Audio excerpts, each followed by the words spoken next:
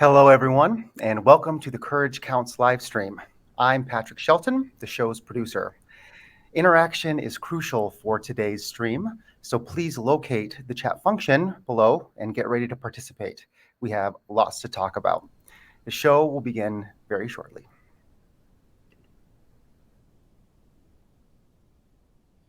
Welcome across all time zones to Courage Counts. I'm Chuck Shelton, the host of the show and CEO at Greatheart Consulting based in Seattle.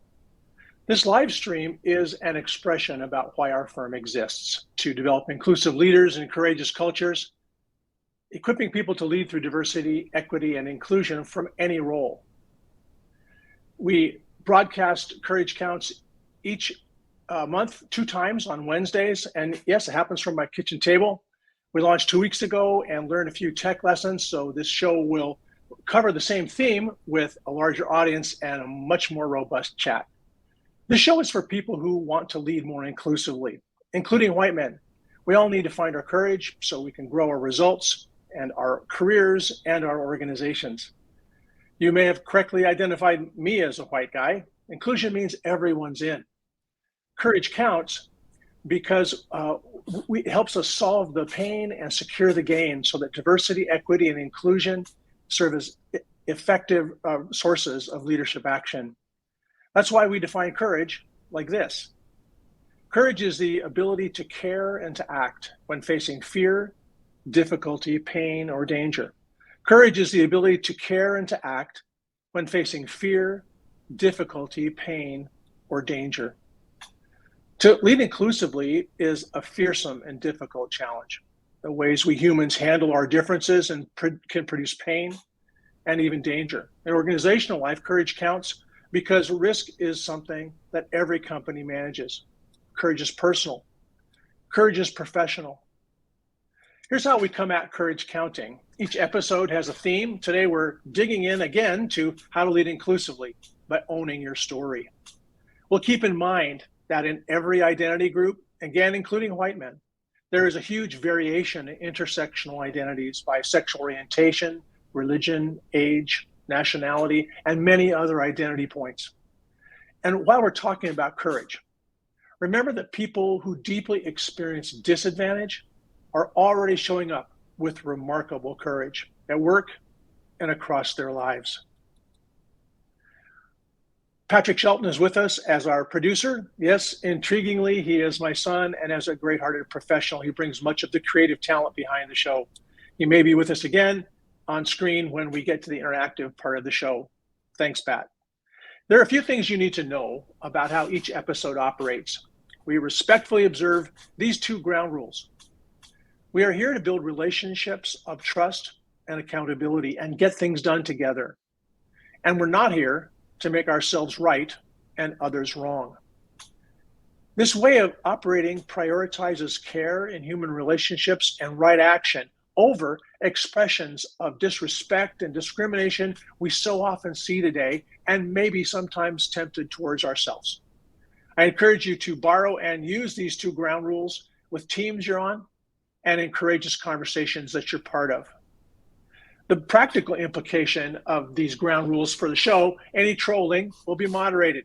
Your tough questions and concerns will be honored and explored in the show or following it on the Courage Counts page on LinkedIn.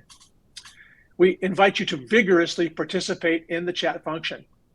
We utterly welcome practical comments and learning resources that will encourage us all. If you'd like to ask a question privately, please send us an email to the address you see on the screen now. We will not identify you in any response. If you're unhappy about something I say or something I miss, please email us or register your concerns in the chat, and we'll do our best to respond in the chat or afterwards. As I mentioned, our theme today is how to lead inclusively by owning your story. Many of us, leaders across levels and identity points, feel the challenge to show up authentically while we lead inclusively. Some of us feel the pressure to calculate and consider our advantages and how they add up to privilege. Some of us are coping day to day with disadvantages that also accumulate. With advantage or disadvantage, we can let these realities stifle our voice and engagement, or we can find the courage to own our story. Why is it important for everyone to own your story as an inclusive leader? We want you to come away from today's show clear about the 3 reasons why you must own your story to lead inclusively. First, you have to show up with awareness and authenticity and the right voice. Your story provides you with a teachable agency. Your story helps you establish psychological standing. Second, owning your story demonstrates that you accept personal responsibility for your own learning. It signals that you don't rely on others to be your teachers on race or gender or other identity points. You can be sure that your colleagues are very tired of carrying that burden. And third, our internal work, our maturing point of view, and our relationships of trust and accountability become the wind that pushes bias out of talent decisions in areas like hiring, appraisals, and promotions, and improves the connection with customers. The new story we build together generates opportunity with everyone. Our company uses this 5-stage developmental model to structure the way inclusive leaders find their courage, the way we build our point of view. We travel this path. We move across the stages with each identity point and challenge that DEI brings us. Let me just walk through the stages briefly. Pre-awareness is that place in our learning where we're really not engaged yet. We may be deflected, we may be fearful. We don't yet see how diversity, equity, inclusion, or an aspect of it is an opportunity for us. It may feel like a threat or just something that doesn't include us.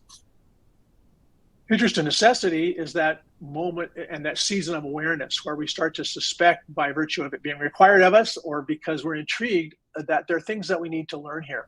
There are opportunities in this. There's a new way to think about how we can grow. Careful skill practice is just what it's named. It's that point where our awareness then turns into action in words that we choose, things we stop doing, words we stop using. It's awkward, it's difficult, it's definitely a place as awareness becomes visible in our behavior where courage is required. Activation is the place where people start to see our confidence, maybe see that we're making less mistakes. They see us recover from mistakes. There's a growing confidence and humility in activation where people now are they're seeing it come out of us, our point of view around some aspect of diversity, equity, and inclusion. Influencing, when we get to that stage, if and when, is about people knowing they can come to us as a source. We're committed to leading with aspects of our learning in view, and we're attending particularly to not only interpersonal relationships, but to how these issues impact systems and culture. I'll give you a couple of examples. When it comes to race and gender, as you'll hear in my story in a bit, I'm typically in that activated and influenced space and expected to be someone whose point of view is useful and generative for others. When it comes to something like using plural pronouns for individuals, I'm absolutely in careful skill practice. It's a challenge for me to adjust my synapses in my brain to use plural pronouns to talk about people when that's what they want. I'm not in activation yet, and you can see it in my behavior and in people helping me keep going to learn how to do that. So we'll use these 5 stages, this model regularly in the show to help you locate where you are in your learning and how you can move ahead. In this introductory episode of Courage Counts, I'd like to share with you how I have been learning to own my story as a white man committed to leading more inclusively. Remember, we're each a unique combination of identity points. We are complex individuals, and we must not distill people down into 1 or 2 identity points like race or gender. I'm not just a white man. We each have stories of advantage that with a mix of advantage and disadvantage. And here's where courage really counts. When we own our stories and listen to build trust by hearing other stories, we make it possible to have productive conversations about privilege. We aren't good at that yet. What's really important to understand in this process is that as we work on owning our stories, we're listening carefully to one another. And that's the favor I'd like to ask of you today. Here's the question. I'd like you to consider and answer as you hear my story unfold. In what ways do you see advantage operating in my life? As you hear my story, in what ways do you see advantage operating in my life? It's a diagnostic challenge, my friends. I invite you to start answering this question in the chat as soon as you're ready to. And we're ready for your emails at couragecounts@greatheartconsulting.com. You're looking for and responding in the chat In what ways do you see advantage operating in my life? Here's my story. So I'm the blonde 2-year-old born in post-World War II America to Mary and Beck Shelton. My dad had survived the war as a pilot in the Pacific, and then both my parents earned degrees at the University of Washington. I was born healthy. The gender assigned to me at birth was the one I have always identified with, and my older siblings have many times pointed out to me that being born third was a serious advantage. On the left here, you see my paternal grandmother, Louise. She was one of the few women business owners in the 1950s and 60s in Ellensburg in central Washington state. She was thoughtful and gentle and successful. She liked owls. Daisy was my maternal grandmother, shown here with my mother in 1931. Grandma was born in 1883 to pioneers of Kittitas County, where Ellensburg is located. She was the first white woman in the county, and she was stern and smart and loving. These are my matriarchs. Louise's husband died when my father was young, and Daisy's husband passed when I was 6. These people, the people you see here, are the 3 women I am from. Their voices are powerful and caring and still operating in me. I'm 11 here. I got some of my growth early. My parents were intentional Christians, and that meant I was voluntold for Head Start, a preschool program for urban kids from economically challenged homes. Many Monday afternoons, Mom and I drove into Seattle's Central District from our home on Mercer Island, one of the region's nicest suburbs. It was a great experience to play with younger boys. I learned a lot about the impact of family economic circumstances, including the many choices that came to me from being in a family with more than enough. When Dr. Martin Luther King was assassinated by a white supremacist in 1968, my parents and I joined this march to a service at Memorial Stadium in Seattle. The 3 of us are back in this crowd somewhere. At the event, I saw about 11,000 people who were Black, which is pretty much the entire community of Black people in Seattle at that time. And there were maybe 300 white people. I asked my mom, where is everybody? Meaning, why aren't there more white people like us here? Mom said, this is everybody who's ready to grieve today. We need to find out why there aren't more people here who look like us. The next month, my parents took me to a racial reconciliation workshop in Seattle, led by Reverend Woody White, pictured here. Dr. White is now 85 and a retired Methodist bishop in Atlanta. You want to learn about how courage counts? I did that day. He looked at me and at that mostly white audience. I was 13 at the time. And he said, I need you to take responsibility for being white, so you become part of the solution and not part of my problem. Do you see how he personalized the invitation? I accepted his challenge without really understanding what a pivotal moment it was. 13-year-old boys are not known for their soul-changing epiphanies, but maybe we should expect more of our young men, especially our white boys, when it comes to racial learning. During the 54 years since then, my calling has been to take responsibility for being the advantaged son of Mary and Beck, the grandson of Daisy and Louise. And I'm the living legacy of Dr. White. I've been learning about what it means to be a cisgender man, white, physically and mentally healthy, American, straight, Christian, etc. My life and Greatheart Consulting is focused on building bridges with those shaped by other cultures and identities. And in efforts like Courage Counts, 54 years downstream from that day with Dr. White, my calling is also to engage and equip other white guys who want to lead more inclusively and do it so that our colleagues of other identities trust us and hold us accountable. I graduated from Mercer Island High School, where more than 90% of students go on to college, but my social and racial education was uncomfortably homogenous. So during my junior year, I transferred into Franklin High School in Seattle, which in 1970 was the most racially mixed high school on the West Coast. My undergraduate work was at the Evergreen State College, a progressive school in Olympia, Washington. I majored in conflict studies. When I graduated from college, my mom, once again speaking into my life, you can see a pattern here, she told me that 1% of the world's population had a college degree. I was on my way to graduate school at Fuller Theological Seminary in Pasadena, California, where I completed a master's degree in social ethics. As a reminder, we're looking for your commentary on my accumulating advantages in the chat. Recognizing advantage is a vital skill for all inclusive leaders. What are you seeing and hearing in my story? Looking for that feedback in the chat.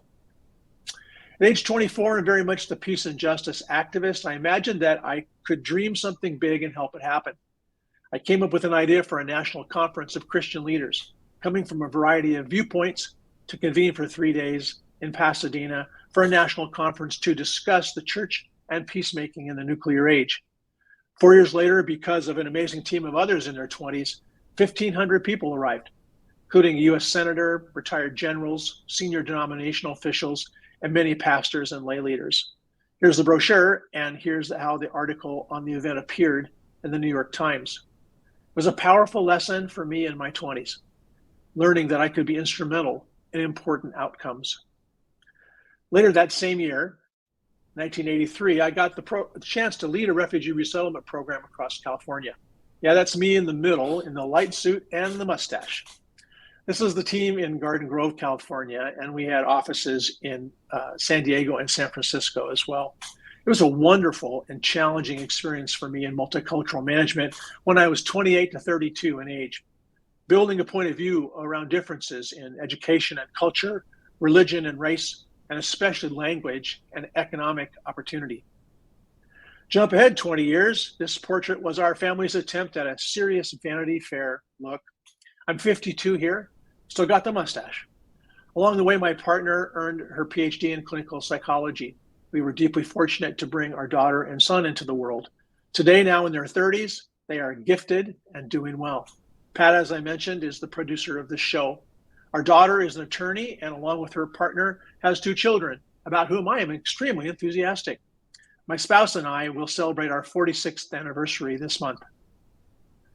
In 2008, I had the good fortune to publish my book, Leadership 101 for White Men, How to Work Successfully with Black Colleagues and Customers. And we followed that up 4 years later with a study on white men leading through diversity and inclusion. Perhaps you are observing by this point in my story how multiple advantages have opened the door to voice and agency for me. My chief life struggle is the challenge of self-actualization. In 2022, this has led to a team at Greatheart Consulting that is a joy to me and a powerful influence for inclusive leadership with our clients. But there's a deeper story behind the layers of advantage and choice in my life. We all come from ancestors, known and unknown. There are shadows from those I have descended from, and I have to own those roots of my story as well. My DNA tests reveal that I am about 90% English, with another 9% of my heritage hailing from other parts of Northern Europe. One of my ancestors was William Byrd II. With his father and his son, he built the Westover plantation in Charles City County, Virginia, from 1676 into the 1750s. At the height of its power as a tobacco farm, which we might better call a slave labor camp, it covered 179,000 acres. These men of the Byrd family enslaved at least hundreds of people from Africa and also an unknown number of indigenous people. The plantation still exists today on just over 1,000 acres. So I am 13 generations descended from this Mr. Byrd. While any benefit from him to me is difficult to trace, it seems likely that the echoes of slavery still ring in the lives of the African Americans that my ancestors enslaved. For me, this is a way to personalize Black History Month. 100 years after William Byrd III, another generation of my ancestors traveled west for 2,000 miles on the Oregon Trail. White settlers could only occupy land now in central Washington state because of the Yakima War ending in 1858, when the combination of the U.S. military, people who called themselves missionaries, and opportunistic commercial interests forced the local Klickitat band onto the Yakima reservation with other tribes. A few years later, my great-great-grandparents, John and Jane Golden, pictured here, founded Goldendale in south central Washington state. It's a town of 3,000 today. I was raised on stories of the courage of my pioneer ancestors, and I admire them still for their risks and their achievements. I've not yet visited the Yakima tribal historians to learn more about those times and to try and understand the courage of the Klickitat tribe. I need to go do that soon, and I'm hoping my 2 children will come with me. My ancestors are their ancestors. We are still sorting for what it means to take responsibility for being white, as I was invited to do so many years ago. 80 years later, another dark family chapter. During World War II, my father piloted a Navy bomber like the ones pictured here. In early 1945, the US military was preparing for a full-scale invasion of the Japanese homeland to try and end the war. It was known among the bomber pilots that they would lead the invasion and many would not survive. My dad expected to be in that wave of planes to end the war. I cannot imagine the courage it took for him to face that fate. And then we Americans dropped the atomic bombs on Hiroshima, Japan, and on Nagasaki 3 days later. Hundreds of thousands died instantly, and many more in the following years. I certainly cannot imagine the courage the people in those cities found to carry on and recover as best they could. My dad started home from the Pacific 2 weeks after the atomic bombs dropped. There's a good chance I would not have been born if Hiroshima had not happened. Let me be clear, I do not mean this as any sort of validation of that act in history. But for me to own my story with an honest look at where I come from, I must acknowledge the complicated realities that shape my very existence, even when it comes to nations at war. I am a person who comes from ancestors who benefited directly from the horrors of nuclear war, from the genocide of Native people, and from the enslavement of Africans. My story is messy. And I'm also the son of 2 fine humans, Mary and Beck Shelton. They say that the boy is father to the man. Finally, in this saga of Chuck Shelton owning my story, here I am again, a white boy of 4 holding my gun. I'm standing on a homestead my grandfather bought in 1945 in the mountains of central Washington. 76 years later, this land is still in the family. It is the most important place to me in the world. From my earliest days, advantage has accumulated into profound privilege in my life. Author Isabel Wilkerson speaks of the historic threads of inherited human rank. The strands of my life are woven with massive advantage. Please read her book, Cast: The Origins of Our Discontent. It will open your eyes to what humans do with boundaries. It will help you own our collective story. And it's a book you should mention to anyone concerned about critical race theory. So, you've heard my story, and I'm trying to own it. Each of us has a story composed over the years and centuries, weaving in advantages and disadvantages. When it comes to advantages, the point is not to feel guilt and shame. My invitation to each of you, especially if you identify as white and male, how does advantage work in your life? How can we learn to understand and talk about privilege as the accumulation of advantage? Own that and talk with others about it. Leave beyond your fear, because that's what being Greatheart looks like. And when it comes to disadvantage, again, each of us can sort for how it operates in our life. We are at risk when our disadvantages define us or determine our choices. So another invitation: own how you experience disadvantage. Share with people what that means for you and how others deal with disadvantage as well. So let's take a look at the chat. It's been going along here, and I'd love to hear from you about how you have seen advantage operating in my life. I'll take a look. The team is also feeding me some ideas about what we're seeing in the chat. So let's take a look at the chat. I have it on a screen to your left. You can see comments about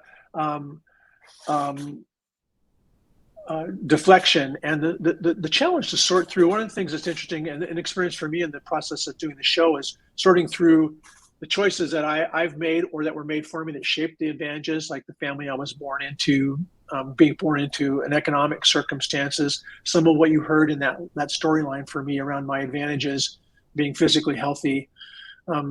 What's been interesting for me is then to sort back into history and imagine what are the implications of that for me. And I've realized I'm on careful skill practice at that.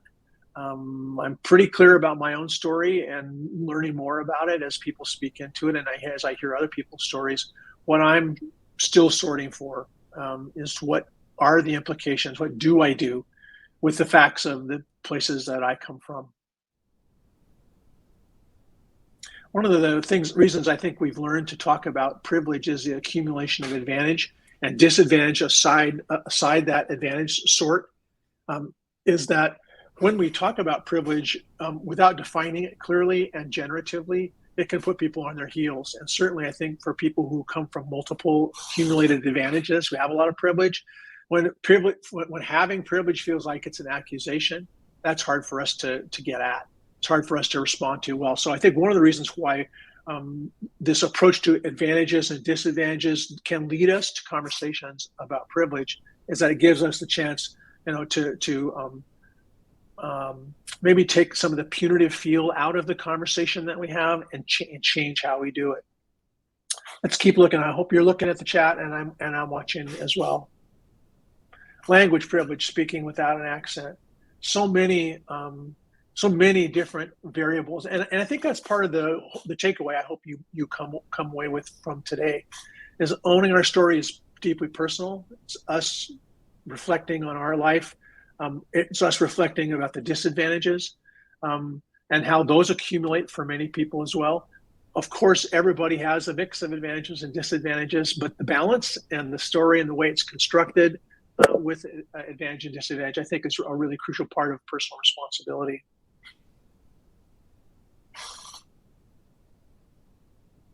I think one of the things also about owning our story and seeing how far back we can do that is it tends to speak in and show how we are reflections of the systems and culture and the larger challenges around systemic racism. And I think part of what it means to be anti-racist is at its heart focusing on systems and culture and institutional life.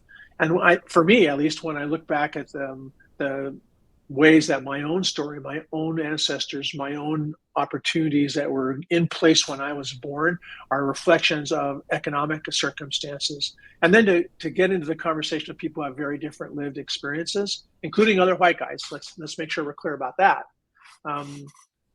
That becomes so generative and a way for us to really move ahead. I think if we extend a little bit, I see an opportunity here to talk a little bit about how we own our story and extend it to organizational life. You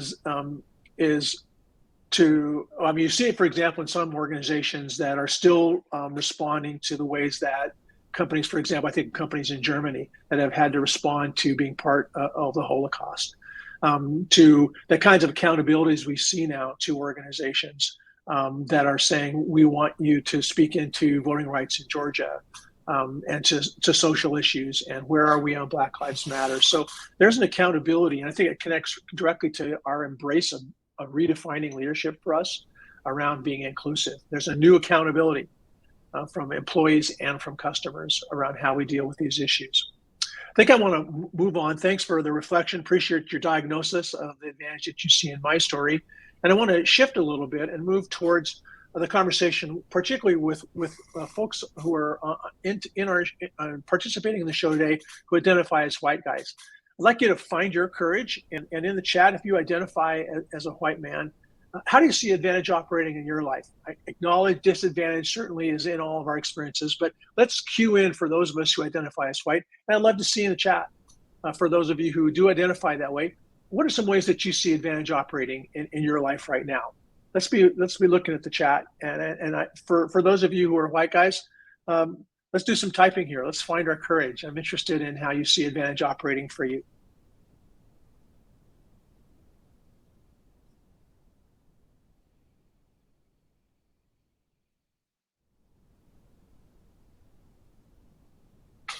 I would love to see the chat roll a little faster. White guys, how you see the advantage operate for you? I know that one of the things that we often see in our work with white men organizations is even the conversation about learning how to talk about ourselves as white men. And in some organizations, even to say those words out loud, feel like, well, we're not quite ready for that. So hopefully one of the things that you're taking away from the show here is this invitation for you to own your story and to to try and see. I see Megan. Thank you for inviting the guys. It looks like I got kind of quiet on the chat, and I'd love to hear from. I know there are people who identify as white men on the chat. So let's pause for a moment. I'm ready to sit here. I need to take a drink. I'd love to hear from some white guys about advantages that you're seeing. Time to find your courage.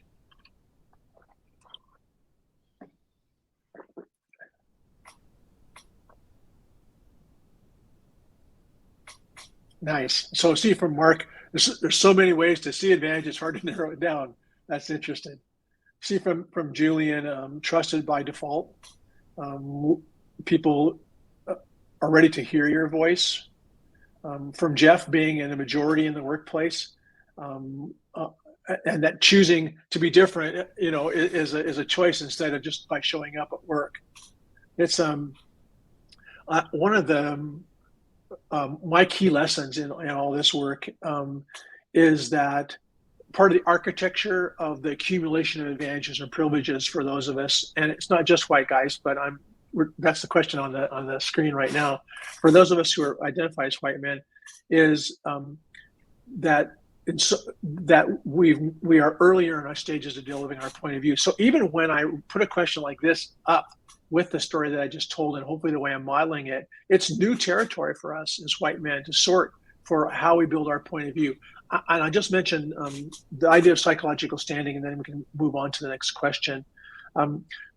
There's a pairing of psychological standing and psychological safety. Psychological safety we hear a lot about in terms of people feeling safe enough to grow and maybe feel just uncomfortable to contribute.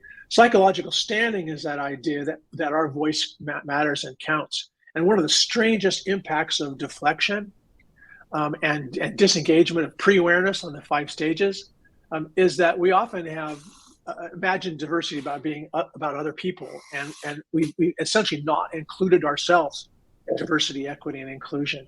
So part of the real power in this conversation is us as white guys leaning in and showing up and building a voice where we have standing, obviously with profound humility and teachability, but done in a way where people can count on us to show up, because otherwise we get stuck in the trap that we're in around people of color being the race teachers, women being the gender teachers. And honestly, that's more than anything a statement about our lack of willingness and us needing to find our courage to become part of the conversation.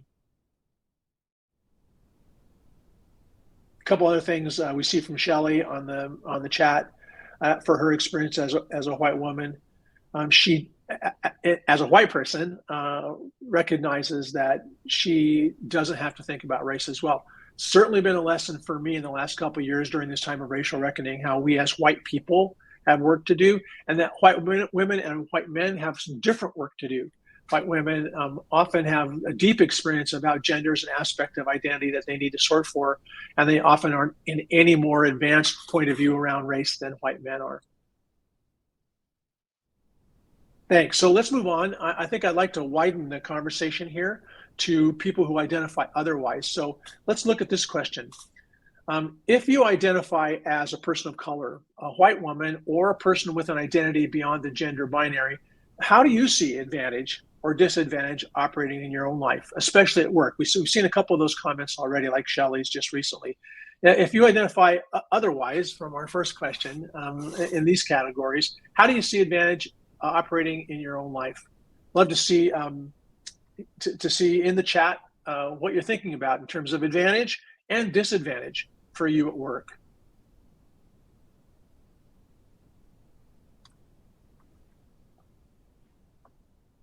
We warned you ahead of time. We're ready for this chat to be filled up. Chats operate a lot of different ways in meetings, and because it's the main point of interaction in this format, we're depending on you. We're really interested in hearing what you have to say. So looking for your sense of how advantage and disadvantage operates for you if you identify as one of the people on the question on the screen. Thanks, Melinda. Yeah, I'm not voluntold to speak on DEI topics. People don't necessarily assume that we have a point of view. Thank you, Megan, for the thoughts about, as I mentioned, it's been a real learning curve for me and our firm about the discrete learning curve for white women.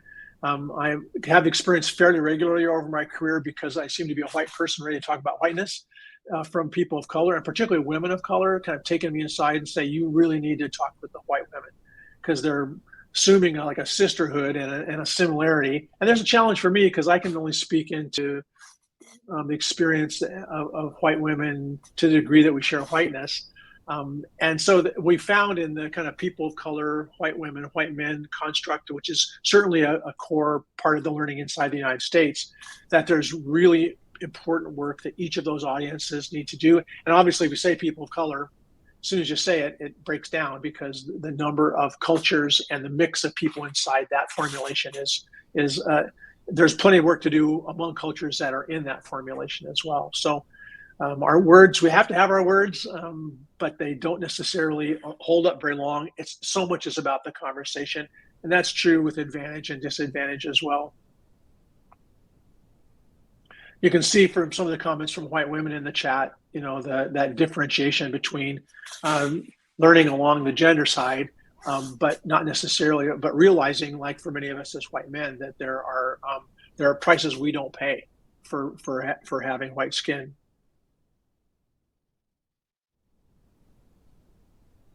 Thanks, Era. So some of the aspects or elements of my story that were kind of givens as a construct of privilege and advantage, like going to college. When you go to high school, where 90% of the students go to college and both your parents have college degrees. My dad was an executive at Boeing. Things are built so that the idea of going to college was expected. It really wasn't an option not to. Whereas we hear the story so many times of people who were the first person in their family to go to college. So that's a pretty significant difference. And as you can imagine, with those backgrounds, those stories before people ever get to us in the workplace, and then we're in a hiring process where we literally don't know the family story of someone, nor can we really ask to remember that people might have come from profoundly different beginning places, even in their own lives, not to mention, back before they were born. Great. So I hope I'm saying your name right, Era. Owning the aspects of her white, Middle Eastern, Jewish, non-binary, attended a private college. You can see the mix. Charisse, I so appreciate the call out about I don't have the luxury of being good at what I do. I have to be exceptional to get basic acknowledgement. I've heard that from particularly African Americans my whole life. I have to be twice as good to get half as far. So many of those formulations of having to perform at such a high level. I do think it's important. Era's calling it, or Megan's calling it out of here again to Era because of Era's comment. And what I mentioned earlier, I'd say one of the biggest challenges with the advantage disadvantage construct and DEI work in general is how do we focus on things that are completely relevant, like specific aspects. From my point of view, if you aspire to be an inclusive leader in the United States, you must become racially savvy, period. And it's never just about race. So, it's this built-in tension to the learning that we do. And I found that when we're talking about it from the advantage, disadvantage space, we get to own our story. Everybody gets to have a story. And it's a leveling place for us to get going together in our work. Thank you for the responses. I appreciate you responding to each other as well. As we learn to do this format, the conversations in chat and the ability for us to respond will really matter. Some of our shows will have a guest as well, so there will be two of us responding to what we see in the chat. So thank you for your contributions, for thinking about advantage and disadvantage. Our theme today, as I mentioned, is how to lead inclusively by owning your story. Based on our learning, owning your story to lead more inclusively is crucial because you show up with awareness of authenticity. It's from self-knowledge and self-awareness. You take personal responsibility and you don't rely on others to be your teachers. And your relationships of trust and accountability across difference. It pushes bias out of talent decision and it generates opportunity with everyone. Let's return for a quick look at the 5 stages as we wrap this up. Again, this is a path our courage takes as we learn to lead more inclusively. It's a powerful tool for a growth mindset. I ask you to consider in what stage you see yourself today when it comes to race and gender. See if you can apply these 5 stages to what we've been talking about and how you're thinking about your own point of view. Pre-awareness is to not yet engage with the power in DEI or in a particular issue or opportunity in front of you. It's often about deflection and fear. Interest in necessity and careful skill practice are moving from awareness to action, even though it can be awkward, especially because it can be awkward. These stages in growing our point of view require that we find our courage over and over. And activated and influencing are the season in our learning on particular topics, as I mentioned, when we help others become more inclusively with humility and boldness, with thinking about its connection to culture and systems as well. We move across the stages with each new issue and identity point. We're always in the process of moving across. As a reminder, this model is not designed to determine your rightness or wrongness or to cast judgment on where you currently are. The invitation, again, is to identify where do I see myself in my learning right now, and how do I find ways to nudge myself to move on to behave more inclusively. We all entered this session in different places on these stages. Some of you may have not had to think much about your story because, like me, you have much experience of advantage. We may be the fish who don't know we're wet. Others' point of view, as we saw in the chat, is deeply informed by the experience of disadvantage. It's so much about us having those stories together. This is our work. Own your story, learn from the stories of your colleagues, and then build a new story together. That speaks to the work about what it becomes in the organization when it's connected to our core values and the norms and the culture and the aspect of who we say we are around here. So what's next to find your courage as we close this session? I recommend 3 great-hearted action options so you can own your story. First, examine how advantage and disadvantage accrue to you and operate from your heritage in your life and in your career. Second, share your emerging story with a mix of people you trust. Start with the people you trust, it's less scary, and listen carefully to their stories of advantage and disadvantage. And finally, use the mutual learning to move faster and deeper. Velocity is crucial here. We have to accelerate our process to reduce bias and generate opportunity through these relationships of trust and accountability. The next Courage Counts will stream on Wednesday, February 23rd. And the theme will be escaping the win-lose trap to activate competition and collaboration. You hear a lot about the win-lose assumption, we need to dig into the challenge of escaping from that trap. The show will be same time of day and again on LinkedIn Live. So as we wrap the show today, remember this. Courage is the ability to care and to act when facing fear, difficulty, pain, and danger. We care and we act. When you want to lead inclusively, courage counts. It's been an interesting lesson, as I said, for me to explore as I own my story. I've certainly spent more time in my life unpacking the ways that advantage and some disadvantage has accrued to me in my own personal experience of being in a body and breathing day in and day out. It's been a challenge. It's got me thinking and feeling and wondering what it means for me and how I'm seen to own my story much farther back, in my case, back into the 1600s, and to own it in a way that requires courage of me and requires that I'm open to feedback and to improvement and to finding my way forward as an inclusive leader with my story clearly in view. Thank you for sharing what you did on the chat today. The show will be archived available on YouTube, so you'll be able to watch. I noticed that there's some good points that probably went by pretty quick and you may want to see or share with other people. I appreciate your contribution today to the chat and your attendance. So let me close with this. Your courage counts. As an inclusive leader, you can care and act in the face of risk. DE often requires that of us. Thank you for joining Courage Counts. See you next time.